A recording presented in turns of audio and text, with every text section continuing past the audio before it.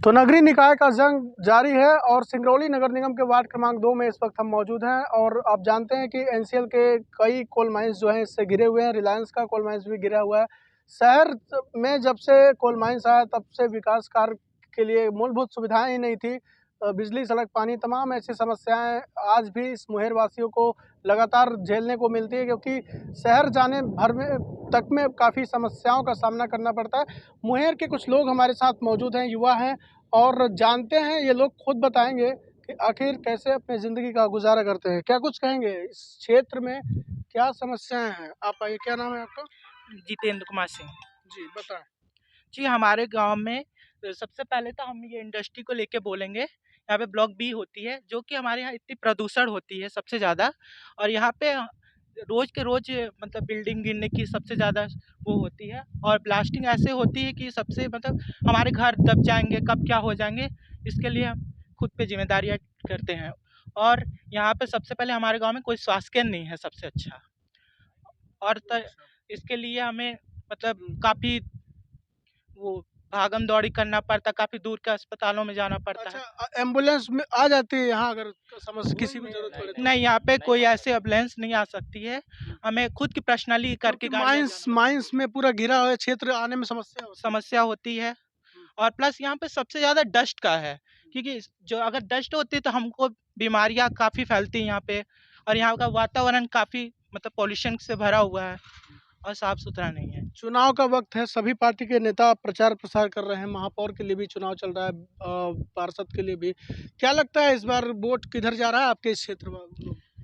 हम तो हमें तो ऐसा कुछ ये नहीं, हमारे जनता को जैसा भी लगे हम उनको सपोर्ट करेंगे, जो अच्छा करे बेटर। जो बाकी सब हम खुद के निर्णय लेने वाले हैं, ताकि हम किसी ऐसे पर्सन को दे ताकि वो हमारे गांव के आगे बढ़ा सके। क्या चाहते हैं कि आपका महापौर कैसा रहे?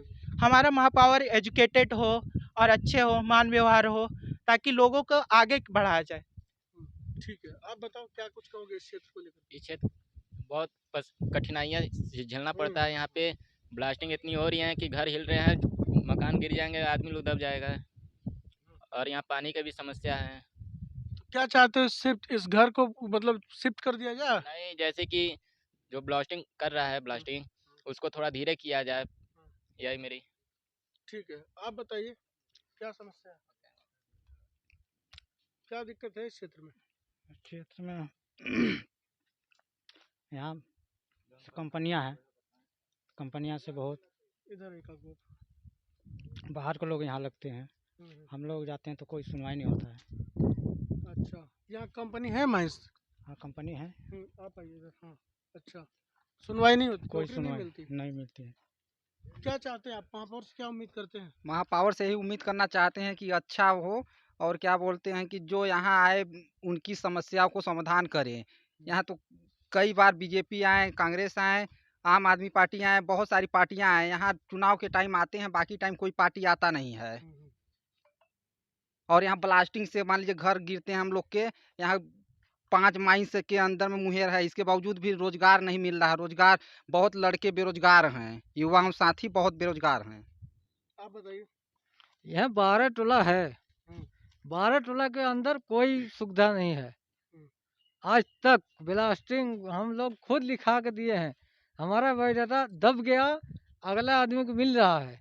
हमारा कोई मिलने के वादा नहीं है कि उसको मिले। आज तक हम कौन सी कंपनी है? ये लीलकंठ। वो हमारे हम एनसीएल के अधिकारियों से नहीं बोलते आप लोग कि आपका माइंस चल रहा है? एनसीएल का अधिकारी राणा प्रताप है, वो कोई सुनाई नहीं देता है। पुलिस लेके आता है। हम खरीद के पानी पीते हैं, पानी पीने पर आफत है। उसको हम पानी पर अच्छा नहीं पी, पानी नहीं आता है यहाँ? पानी पी आता है, लेकिन हम टैंकर से आता है? टैंकर का आता है।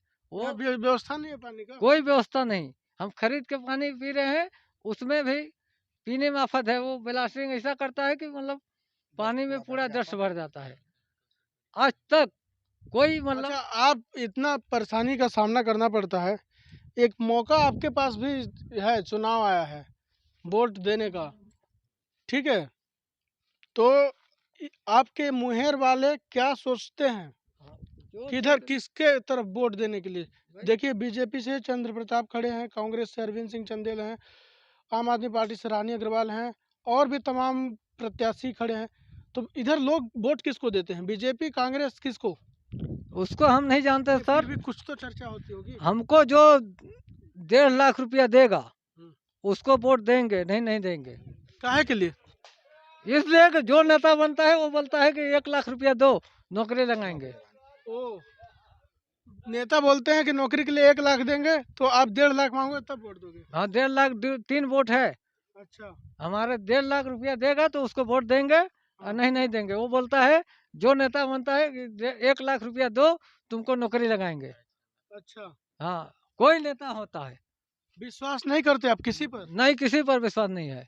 लेकिन मेरा आपके क्षेत्र के लोग वोट तो देते होंगे। देते होंगे, कहाँ जाता वो है? देंगे, जहाँ मर्जी उनका वो देंगे। लेकिन हमको जो बोलता है वही हम बोलेंगे। जो पैसा मांगते हैं तो आप भी पैसा मांगोगे? हाँ, वो पैसा मांगेंगे, हम भी पैसा मांगेंगे। अच्छा, क्या चाहते हैं इस क्षेत्र में क्या होना चाहिए, या फिर किस तरीके से इस वार्ड को देखते हैं? क्योंकि पूरा क्षेत्र कोल माइंस से घिरा हुआ है, तो अब भविष्य में इसका क्या होना चाहिए? कहीं शिफ्ट कर देना चाहिए, उस जगह तमाम सुविधाएं उपलब्ध कराना चाहिए, या इसी को सब कुछ ठीक करना चाहिए? नहीं, यहाँ से हमें कहीं और शिफ्ट कर देना चाहिए और हमारे जहाँ भी हमें शिफ्ट करें वहाँ पे अच्छी सुविधाएं दिया जाए, पानी वानी की, लाइट वाइट की, और एजुकेशन के लेके सबसे अच्छी सुविधाएं वहाँ पे दी जाए, ताकि हमारे गांव के लोग पढ़े लिखे और आगे भी बढ़े। और सबसे अच्छा कि स्वास्थ्य केंद्र सबसे ज़रूरी है, ताकि यहाँ पे शिशु जो बच्चे गर्भवती महिलाएं होती हैं उनको ले जाने में सबसे प्रॉब्लम होती है। तो उसके लिए मैं सबसे पहले अपील करूँगा कि यहाँ पे स्वास्थ्य केंद्र कराया जाए और एजुकेशन। ठीक है, तो जनता जो है खुल के तो मूड तो बना चुकी है, लेकिन खुल के ये नहीं बताना चाह रही है यहाँ पर कि वोट किसे देंगे, क्योंकि अ, अपनी बात उन्होंने साफ रख दिया कि मूलभूत सुविधाएं अभी तक इस वार्ड में नहीं है। हम क्षेत्र के लोगों से और चर्चा करेंगे और जानेंगे कि मुंगेर में आखिर अभी तक क्या कुछ काम हुए हैं। नगर निगम के वार्ड क्रमांक 2 में इस वक्त हम मौजूद हैं। यहाँ पर हमारे साथ बातचीत करने के लिए कांग्रेस से प्रत्याशी हैं श्याम सुंदर साकेत। उन्हें कांग्रेस की टिकट से ये चुनाव लड़ रहे हैं। जानते हैं कि आखिर इस मुंगेर क्षेत्र में, जो कि कोल माइंस से भी घिरा हुआ है, क्या कुछ सोचते हैं, किस तरीके से समस्याएं हैं और आने वाले समय में क्या कुछ काम होगा, इस ये जानने की कोशिश करते हैं। जी बताएं। मेरा नाम श्याम सुंदर साकेत है। मैं वार्ड नंबर 2 कांग्रेस के प्रत्याशी हूँ और मेरे गांव में बहुत ही समस्या है। एक तो सबसे पहले समस्या है जो पानी का। नगर निगम पानी नहीं दे पाता है। हम लोग 10 दिन या 15 दिन का पानी पीते हैं और इतनी डस्ट होती है। और हमारे यहाँ 2 पार्षद, 2 बीएसपी के बने और 2 बीजेपी के। इस बार मैं चाहता हूँ कि अगर कांग्रेस के पार्षद बनते हैं तो मैं जो भी समस्याएँ हैं मैं उसको दूर करने के लिए कष्ट करूँगा। हमारे समस्या इतनी डस्ट है, इतनी धूल उड़ती है और पानी समस्या, बेरोजगार समस्या है। इसलिए मैं कहता हूँ कि इस बार कांग्रेस को अगर मौका मिलता है तो मैं पूरी कोशिश करूँगी कि हमारी समस्या दूर हो जाए। धन्यवाद। और क्या पिछले कई सालों से इस तरह की स्थिति बनी है, उस तब आप लोगों ने आवाज़ नहीं उठाई? हम लोगों ने बहुत ही आवाज़ उठाए, लेकिन पार्टी के दबाव बना के हम लोग को FIR कर दिया जाता है और हम लोग को पार्टी और पुलिस प्रशासन दबाव बनाती है, इसलिए हम लोग कुछ नहीं कर पाते हैं।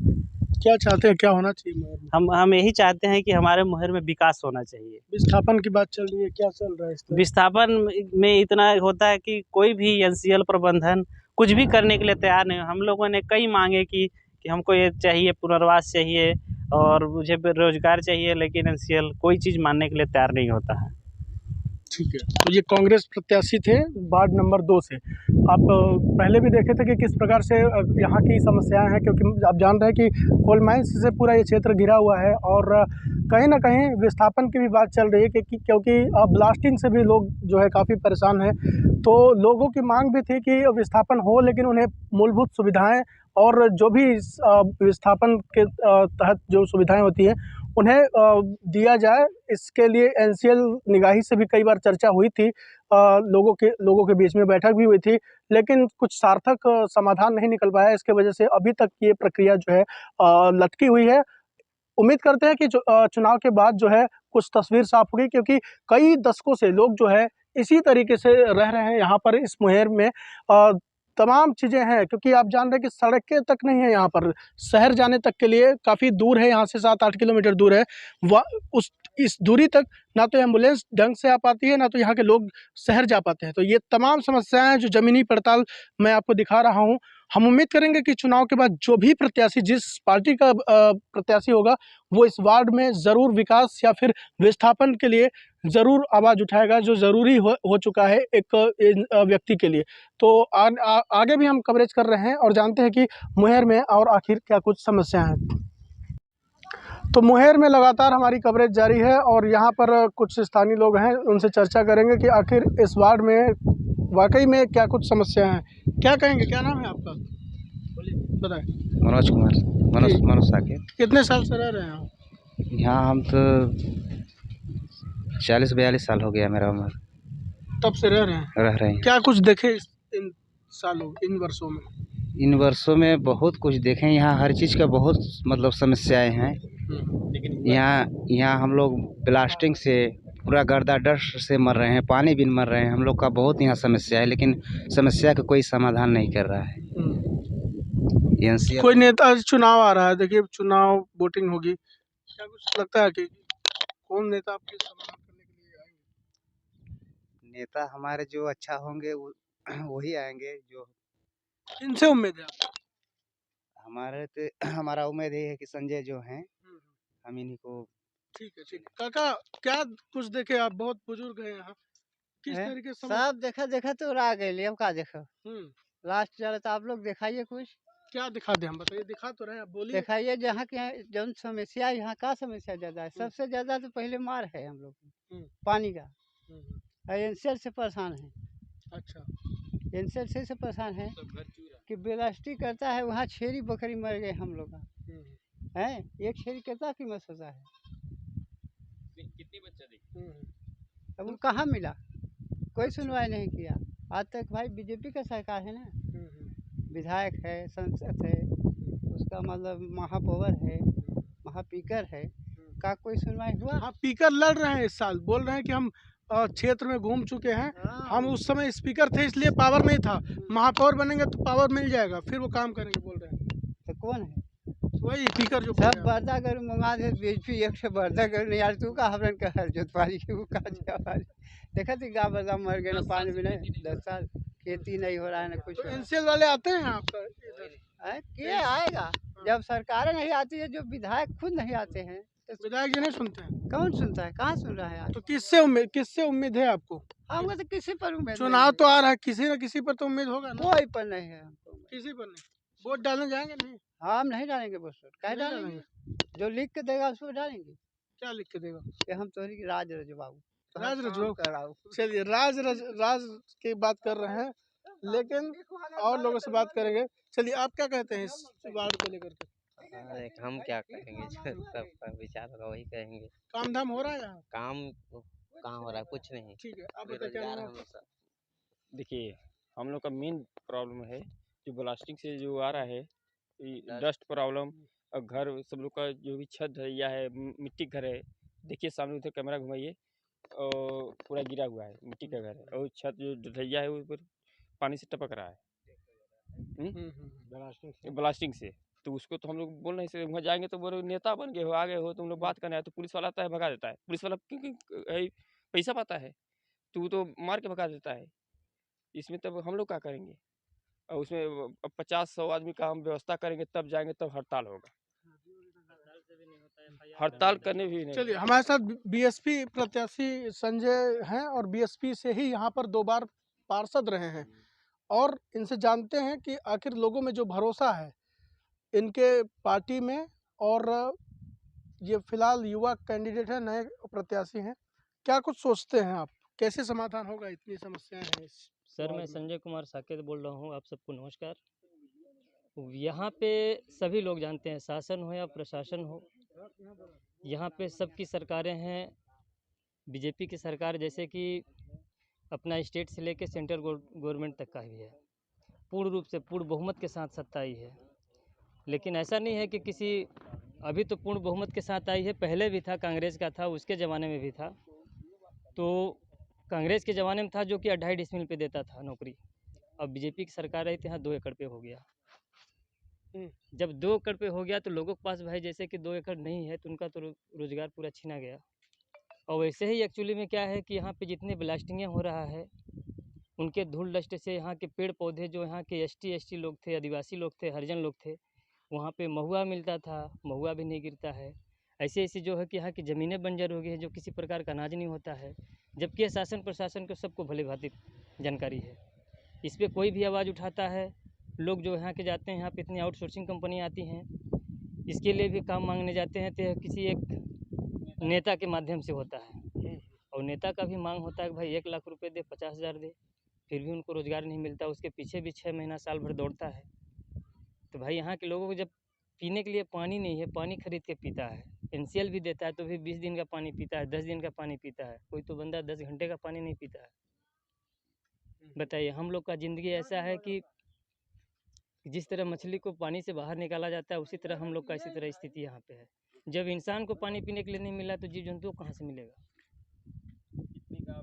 इतना यहाँ प्रताड़ना है कि कुछ कहने को नहीं, कहना पड़ता है। घर द्वार सभी का क्रेक हो गया है, सब जगह से, चाहे मिट्टी का हो,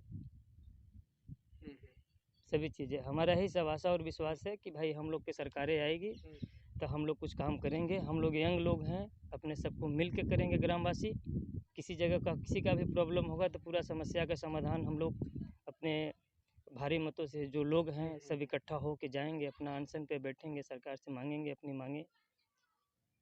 तो यही हम लोग का मुद्दा ठीक है। है। तो मुंगेर में वार्ड क्रमांक 2 में कवरेज कर रहे थे बीएसपी प्रत्याशी संजय साकेत ने अपनी बात बहुत ही शालीनता से रखी और बताया कि हम लोग जब इतना मांग उठाते हैं तो कहीं ना कहीं पुलिस का भी दबाव रहता है। एनसीएल के जो अधिकारी होते हैं वो अनसुना करते हैं, नौकरी के लिए भी काफ़ी समस्या होती है, साथ में पानी तक पीने के लिए यहाँ सुविधा नहीं है, क्योंकि टैंकर से जो आता है पानी वो कहीं ना कहीं समय से नहीं मिल पाता है। वो कहीं ना कहीं जो मिलता है वो कई दिनों तक मतलब स्टॉक में रखते हैं, तब जाके पानी पीते हैं।